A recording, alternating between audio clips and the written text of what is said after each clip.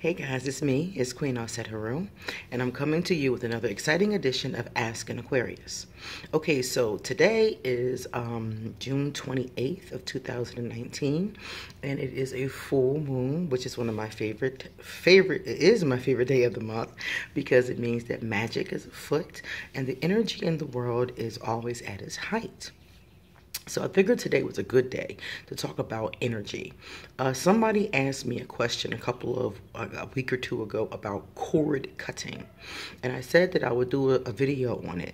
I don't know, there isn't a lot on cord cutting. So I'm gonna tell you everything I know about it and then you can go from there with it. So cord cutting is a term from magic and a term from energy, probably comes up in quantum physics as well. It's a term that has to do with energy. And what it states is that each one of us has an aura. Now, our aura is the energy that surrounds and goes through and, all around us. If you take a human being and put them in a laboratory and you hook them up to a 9-volt battery, we can actually run a battery for a certain amount of time. We have energy. That's why when people die, people always say that they're not really dead because energy never dies. You can't destroy energy. It just transforms into another form. So we have a great amount of energy within us, and that energy goes through us and it causes creates a bubble around us. You can even pick it up with a heat sensitive camera. If you look at a person with one, you can see the energy around them, the colors of the energy that is around them. The cooler colors are usually when they're at a calmer state, and the hotter colors are when there's passion or anger or some other kind of state. But all of that is energy. So I have energy, you have energy, we all have energy. And like I said, it goes through and around us like a bubble. Now, some people's bubble is smaller, it's closer to their body. It has a very small radius. It depends on your personal energy, how much chi you have, how much ra you have, how much personal energy you have. People who are more spiritually inclined, people who meditate, people who have more of a strong spirit have a bigger aura. Some people's aura is just like the size of their body, and some people's aura is the size of a room or bigger. It really depends on, like I said, the person. So some of us have larger auras than others. But regardless of that, when you come across a person, your bubble and their bubble kind of like connect, like if you could think of like a Venn diagram, how the two bubbles intersect with each other. And that's what happens with our bubbles. When you hug somebody or even when you just come into close proximity with them, our bubbles overlap. So what does this mean? Well, it means it creates a cord. When the bubbles overlap, there's little thin cords. Like when it pulls away, think about it like string cheese. when the two bubbles pull away, there's a string. There's strings. Sometimes one string, sometimes a few strings. Now, the more that you interact with this person, the more the strings solidify, the bigger they can become. Sometimes you have one big, huge cord. Sometimes you have several cords. It really depends on how you interact with the person. So if you interact with somebody, let's say for example you're married to them for any amount of time, it's going to be really difficult because you're going to have a very strong cord with them, especially if you guys were like having sex and spending time together, have children maybe. You're going to have a pretty strong cord or several cords. So cords in themselves aren't really a problem unless you're corded to a person that you don't want to be corded to. Mothers and fathers have cords with their children. Those cords are usually for life. And any cord that you have, if you do not want it anymore, can be broken. The problem is that some of them are more difficult than others, like I said before. So let's say I knew somebody from college. I saw them a few times. We went to lunch a few times, but really didn't know each other that well. We probably don't have a strong cord. We don't really have a lot of energy going between us. We didn't even see each other that many times. But if I was with somebody in a romantic relationship for many years off and on, that's going to be a pretty strong cord. Having sex with a person always causes cords. And that's why A lot of people tell you to be very careful who you're intimate with because you're exchanging energy through the cord. So if you're exchanging energy with a person who's kind of questionable, you are taking in their questionable energy and they are draining yours. So a lot of times people will say, be very careful who you have that kind of a relationship with. But it's not just sex, it's any kind of interaction that you have with a person. The more you interact with them, the more intimate it is, the more constant it is, the more close it is, the more you two share each other's energy. Now, this can be a good thing when they have good energy, and it can be a bad thing when they don't have good energy. So, let me explain another thing. When a couple gets married, this is another cord. So they've already been together. They've been spending time together. Might have been obviously having sex together. When they get married, a marriage is a cord creating ritual. It's basically saying to the world that I am establishing this connection with this person. You say it before your God, before the world. You are establishing an energetic connection. You already have an energetic connection, and now you're strengthening, in a lot of cases, your energetic connection. So a lot of people who get married, that ceremony itself, no matter what your spiritual system is, that ceremony itself is a cord creating ceremony. In a lot of pagan ceremonies, we do a cord cutting before the wedding. So the idea is to cut the cords with all of your past lovers and establish a connection with who is going to be your husband or your wife. So the thing about cords is that, yes, they can be cut. Now, energy cannot be destroyed, like I said before, but it can be transmuted, it can be dissipated, it can be redirected. So when you cut a cord, you're not actually destroying it, you're taking back the energy, you're redirecting the energy. So for a person, like I said, that you don't know that well, it's going to be pretty easy to cut that cord. But when it's a husband, a wife, a mother, a child, those cords are really difficult to be able to cut. So we always do cord cutting rituals to get rid of a cord. So let's say I have a cord with my ex-husband. Let's say that he's a bad person and I want to get rid of the cord. I would do cord cutting rituals. Sometimes one is enough. If it's a strong cord, you might have to repeat it for maybe once a month, for a year. It just depends on how strong it is. How do you do a cord cutting ritual? They're pretty simple, actually. If you Google cord cutting right now on YouTube, if you search it on YouTube, they'll show you, like, there's meditations that you do. Basically, what you do is you ask the angels, you ask your heavenly spirits, you ask, your ancestors, you ask God, you ask Goddess, whoever you're working with, you ask them to cut the energetic cord between you and the other person. And you may need to repeat this ritual. It's usually a meditation. You also can create your own cord cutting ritual. You can just write it out, Goddess, please sever the cord between me and this person. Say their name, tell her, Goddess already knows what's going on. So you just tell her what you need and do a prayer. Maybe I would say on the full moon would be a great time for it since the energy is high.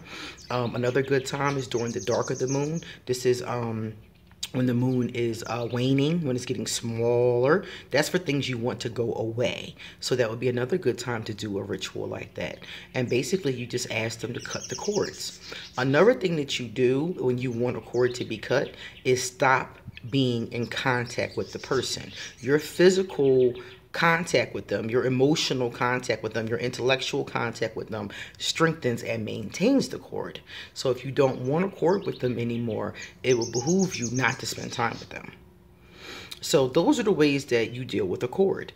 I told you there really isn't a lot about it. You can Google it, you can look at it on YouTube, but that's basically what it is. It's an energetic tie to a person that can be broken through cord cutting rituals.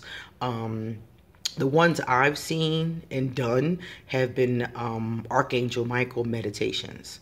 And basically you ask Archangel Michael to cut the cords between yourself and this person. And the cords are cut. And in a case, like I said before, when I had to do it, I've done it more than once. I had to do it repeatedly in one case, and in a couple cases, not really repeatedly, maybe twice or three times, something like that. But it wasn't a lot. But that one case, oh, excuse me. That one case I was thinking about, I had to do it a lot. Had to do it repeatedly for like a year on every full moon because we had such a strong connection, but he was such a negative person. I had to break it. So that's the deal with cords. If you have a cord with somebody and they're negative, that is how you break it. Also, sometimes you might disconnect from someone, but you still feel them. You feel them in your dreams. You feel their energy, things along those lines. That's because the cord is still not severed. It's still not detached. So if you can still feel them, that means you still need to continue to work to sever the cord. So once you can no longer feel the energy anymore, the cord is gone. So that's how you work with it. You have to cut the cord, as they call it. Like I said before, some people choose to write their own ceremonies, which is more than acceptable if you know how. Basically, you can just model by, Google cord cutting meditations and just take a look at it and model your own with whatever spirit you want to work with. Cord cutting is something that I've heard a lot of people talk about because a lot of people deal with people who they might maybe shouldn't, or they might deal with somebody and can't figure out why they can't shake this person, and that's why, because they have this cord. So that's the deal on cord cutting. It's energetic connections that can be severed. And if they are not severed, they don't go anywhere. They just kind of stay there. If you don't see the person for a long period of time, some of the times they will dissipate and some of the times they'll be just as strong as they were. It really depends on the energy of both people, how strong both people are. Earlier, I mentioned children. When you have kids, your cords with your children, sometimes people do cut them. Like, for instance, if their child is abusing drugs and they have to operate out of tough love and maybe put them out of the house or something like that. Maybe a mother or a father is having a really hard time being able to step back and allow their kid to make their own decisions. Sometimes they will cut the cords as well. But those cords don't really go anywhere. That just kind of slows the energy down for a while. Because I've noticed that with people that have done it, it has slowed the energy down for a while just so they can back off enough to let their kid get themselves together. But it doesn't ever really go anywhere. That's a cord I really rarely see go anywhere. But relationship cords, and you create a cord with everyone. It's not just people that you spend time with. Like I said, imagine the string cheese. So if you see somebody here and there, you have a cord with them. It's just not a very strong one. And the more you spend time with them, the more you do things, the more you're around them, the more you express emotion with them, the stronger and stronger the cord becomes. And sometimes, like I said, you might even have multiple cords. So if you want to be able to get rid of those cords, that's how you're able to do it.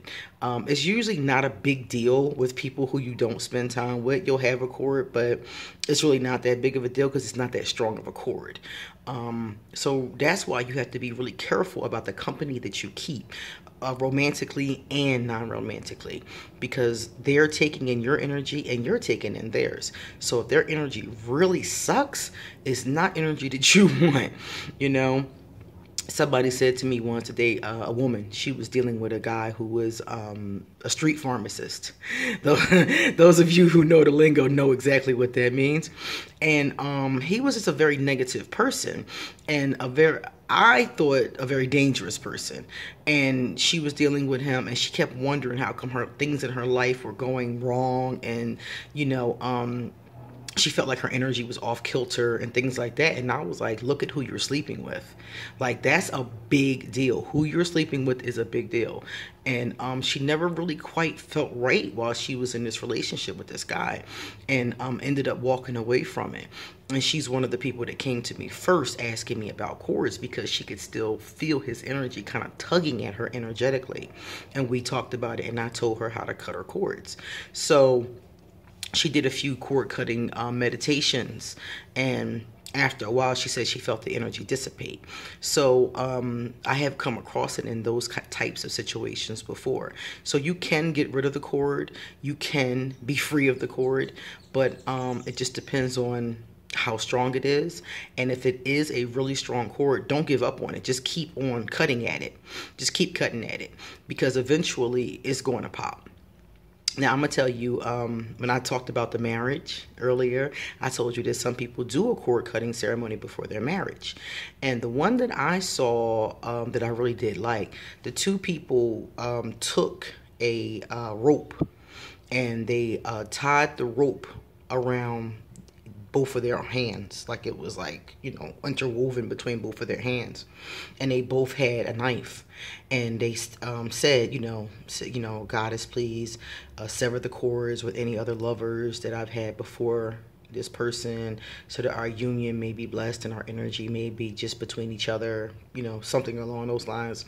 And they both sat there painstakingly, and like they couldn't even move very much because their hands were tied, and they sat there and painstakingly cut the cord on both sides. And when it popped, it unraveled, and their cords were popped. And symbolically and energetically, they let go of their ties with any other lovers. So that's the kind of a cord cutting ceremony I've been able to witness. And it's very popular in the pagan community for people to do those types of ceremonies before getting married. Because like I said before, if you've had lovers before your husband or your wife, you still have energy from them. And if it's strong energy, it may cause problems later on in the relationship if you're both not strong-willed and strong-minded. So that's one thing that people do before getting married to have a better chance at a positive relationship. So guys, if you haven't already, please subscribe to me. And there's a little bell at the bottom of here somewhere. Hit the bell so whenever I do a new video, you'll get a chance to check it out. And I'll be back with more videos and more questions for your resident Aquarius. See you guys later. Bye-bye.